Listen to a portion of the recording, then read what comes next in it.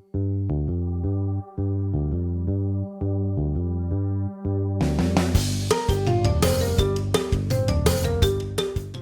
morning. It's a chilly day in December in North Carolina. It is December 16th, 9 days to Christmas. Wow, it just flew by. This is going to be a short kiln opening. I worked on those dinner plates I've been working on for myself, a few test plates. And I also did for a friend who lost her brother this year. He had retired and was getting back into pottery for the first time. And the only thing we found were 4 bowls that he had actually thrown, and they were in the greenware state. They had not yet been fired. So I offered to clean them up a little bit and fire them. So I'll show you that at the end of this. So we'll just get started. So here are my pyrometric cones, and this was the very first level and looked excellent. I was very happy. This is a 5, this is a 6. It's what I was looking for. Same thing all the way down. I got a nice full 6 everywhere. At the very bottom, I didn't get a full, that's a nice 6. If it goes to the shoulder, it's a good 6. So cooler in the bottom, warmer up at the top, pretty standard. So I made some trinket dishes. And I have this glaze that I personally hate. It's called Robin's Egg. It's by Mako, and it's just so not my thing. And I wanted to use it, so I'm trying to take it and combine it with another color. So this is Robin's Egg 2 coats, and no, 1 coat, excuse me, 1 coat, and 2 coats of sky on top of that. And it really kind of made it quite pretty. The back is what it looks like without the addition of another color. Dan, would you bring that close to the camera so they can see that? It's kind of interesting. I might try that, especially on a vertical piece as opposed to the horizontal. But even in the horizontal, it doesn't look too bad. So I'm really quite pleased. And then because I'm always working with Coda, which is my clay of choice, it's a porcelain. And somebody said, and I normally make my porcelain plates a little heavier so that they can withstand chipping and dishwasher, and really you can abuse them. But truthfully, the point of porcelain is to go very thin so that you can actually see through it. So I'm not sure if you're going to be able to see this. Nope. Well, if we had a flashlight. Do you have a flashlight, Dan? I'll set it aside and we'll do it. Here.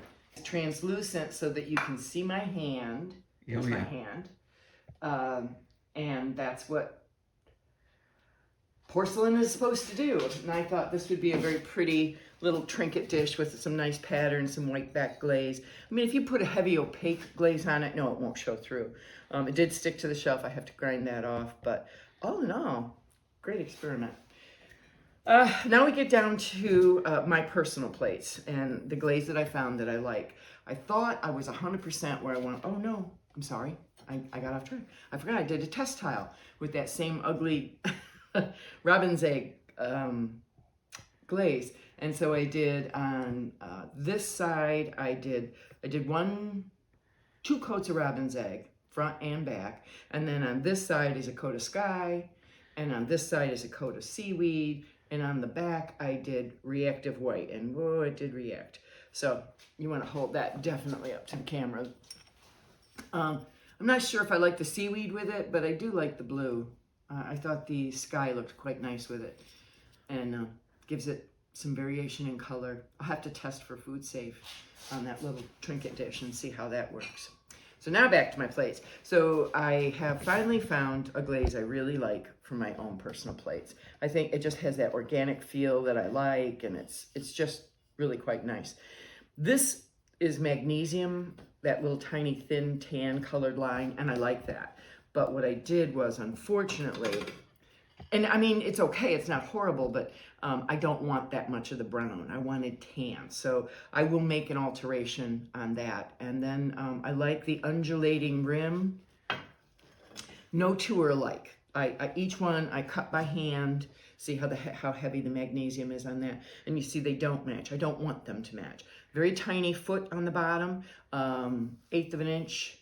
So I want it thin, but you'll see in a minute, it's not always a win-win.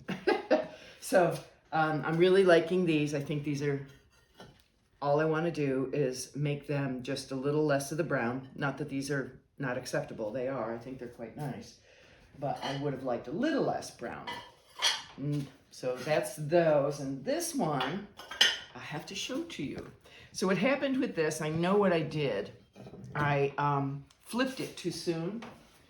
When I molded it, I flipped it before I should have, and the sheer weight pulled down and it sagged. So the bottom, the only way I can show it to you is, as you can see, it's attached. Really, oh crap, here it goes. Let's see if I can get it off. So this piece, it's kind of come off in pieces. It's cracked really big. See what I mean? So it slumped here where it was low to the kiln shelf. It's gonna be a lot of work on the kiln. And it was the prettiest glaze too. Oh, this, I'm gonna have to really work on that with a chisel and a mallet. Not fun. Okay, and now we're down to almost the end. These are the bowls that I did for my friend, Patty. These are her brothers, and his last name was Fox. So there are 4 of them, and we talked about a glaze. I really love this glaze. It's very pretty. The inside, it's a little more green than I would have picked. What this is this is a combination of deep sea and seaweed. So you can see the deep sea down here where it's darker. And then what I did was, as I applied the glaze, I'm not sure if you're getting this, I take my finger and I actually draw in the wet glaze so that it gives you that little bit of a ripple. I'll have Dan show you this. I think this came out very nice, and the bowl's really a nice bowl. I'm hoping it's what she'd like. Take that. And then here is that same glaze on another bowl. And the deep sea really combines very pretty with the seaweed.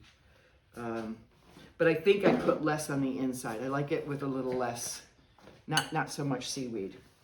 I thought you were going to do these in white. No. The question you asked her was, what color are your dishes? Oh. Not what color she wanted the bowls. Okay. So she said, my dishes are white. So she wanted them in blue. So this is honey flux. And I do not get the same results that a lot of other people do with honey flux. I have on the back, there are,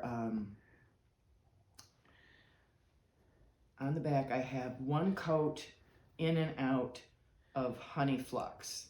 And then I have on the inside, I have 1 coat of sapphire float over the honey flux. And then a line of seaweed at the rim. And they're just kind of underwhelming. It's okay. It's not bad. And you can see he signed it, Fox 22. So he made them this year, the year he passed away. So I hope it brings them some pleasure that they still have a piece of what he made by his hands, his own hands. And again, this is the same thing. Honey flux with, this is seaweed instead of sapphire. I like the sapphire float better. And that's it for this kiln opening, actually. So it was kind of short, sweet, to the point. Hope you enjoyed. Have a great day. Bye.